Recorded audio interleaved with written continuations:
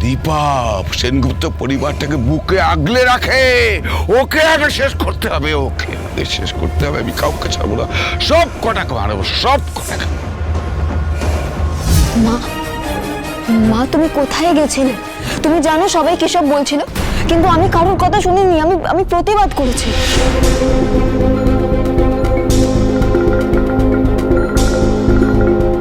দীপা, তুমি কাউকে কিছু না বলে চলে গিয়েছিলে।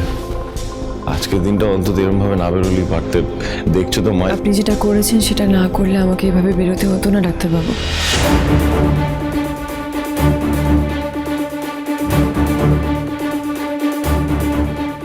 মানে আমি পুলিশের কাছে গেছিলাম।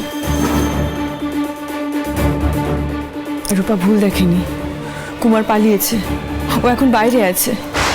পুলিশ আপনাকে এই কথাটা জানানোর পরেও আপনি চুপ করে গেছেন, আমাদেরকে কিচ্ছু জানাননি। কেন?